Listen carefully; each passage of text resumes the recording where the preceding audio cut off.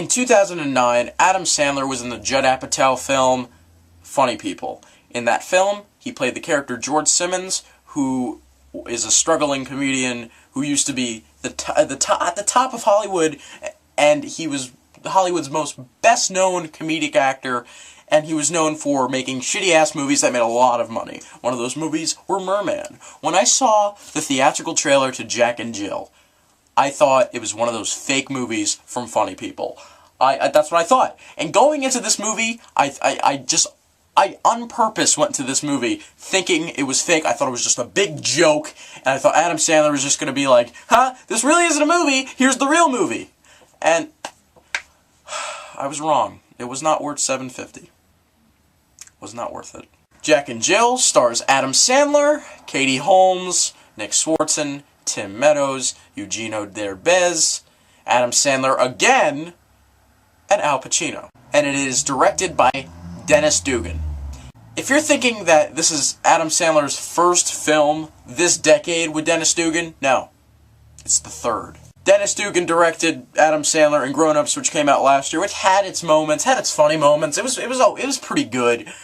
And just earlier this year in February, he made Just Go With It, which I wasn't crazy about, like at all. I didn't like that movie. Dennis Dugan is a director I've stuck up for years and years and years. In the 90s, him and Sandler were like a dynamic duo, making fantastic comedies such as Happy Gilmore, which is one of my favorite comedies, and Big Daddy, a big childhood favorite of mine was Big Daddy. I used to watch that movie all the time. The Benchwarmers was really funny, even though it was stupid. It was really funny. And I thought I Now Pronounce You Chuck and Larry was one of Adam Sandler's more underrated comedies. But Adam Sandler, like, after 99, like, really didn't make a funny comedy. Actually, I liked The Longest Yard. The Longest Yard was funny. And I Now Pronounce You Chuck and Larry. But everything after that, Click, Mr. Deeds, I didn't even see Little Nicky. I just didn't want to. But what he did do in that decade was give us 3 of his best performances of all time. In the aforementioned Funny People, Reign Over Me, and especially Punch Drunk Love, which is one of my favorite movies of all time. But do I really have to say how bad this movie is? Do I really have to go into detail for about 5 or 6 minutes? Which this video might end up being, but I don't care. If this review ends up being over 5 or 6 minutes, it's not gonna be because I'm just listing things that are bad about it, because we all know that this movie is awful. And I saw it anyway, and I sat through the entire thing. I don't walk out of movies. That's not my thing. That's not my thing, alright? Oh my god, was I just irritated by how many people... This movie had a freaking packed crowd.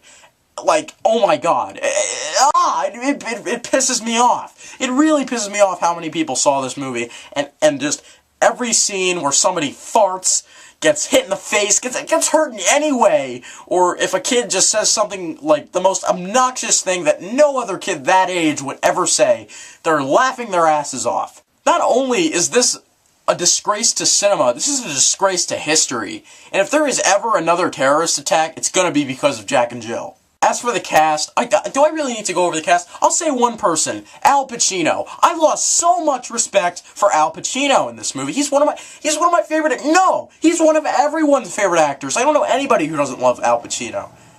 But oh my, he didn't even make me laugh in this movie. I didn't laugh once in this film.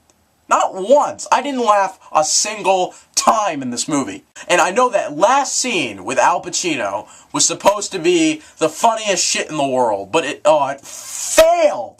Al Pacino in this movie, he gave it his all. You can tell he gave it his all. Sucked. He sucked. And, oh yeah, Pablo Biel, Eugenio Derbez, he was actually great in the movie. Just kidding! Yeah, that was sarcasm. And as for everyone else in this movie, yeah, I got the shitty-ass ticket right here to prove. Isaiah T. Showbiz style, motherfucker. And now, I'm gonna go to my notes, and I wrote down, during the movie, all the fucking cameos in this damn movie. And I know people like to see, you know, a movie for cameos or anything. Screw that. I'm going to tell you all the cameos now. I don't care if this is spoiling it or not. You don't need to see this damn movie. Alright, chronological order, because I'm swagging. Regis Philbin, Dana Carvey, Drew Carey, Shaquille O'Neal, Norm Macdonald, Johnny Depp with a Justin Bieber t-shirt. Which was the closest thing to being funny, because Johnny Depp has swag. Jared the Subway guy.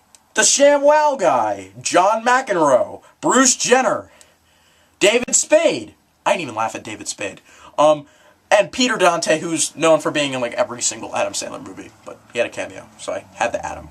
This movie wasn't funny at all, and that's its only goal, is to be funny, and it tries way too hard to be funny. In the beginning of the movie, at the end credits, we see a bunch of compilations of, you know, twins, real life twins, or at least some of them were real life twins, like talking in like a montage.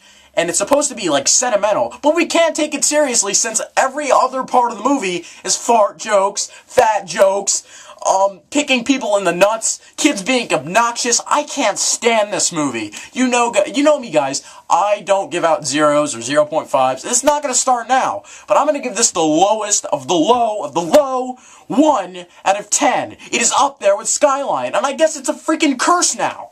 It is a curse that the second week of every November, the worst movie of the year has to come out. And yes, this is the worst movie of the year. 1 out of 10 for Jack and Jill. One more question I just need to ask. I'm going to say this the most calm as I can. Why the hell was Katie Holmes in this movie? I'm Mr. Google. Don't forget the ski cap.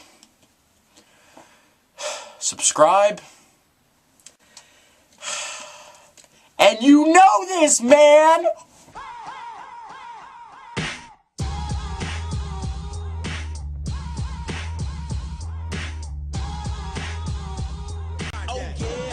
Neighborhood in the air. If you don't care, oh yeah, throw your neighborhood in the air. If you don't care, whipped cream pouring like water.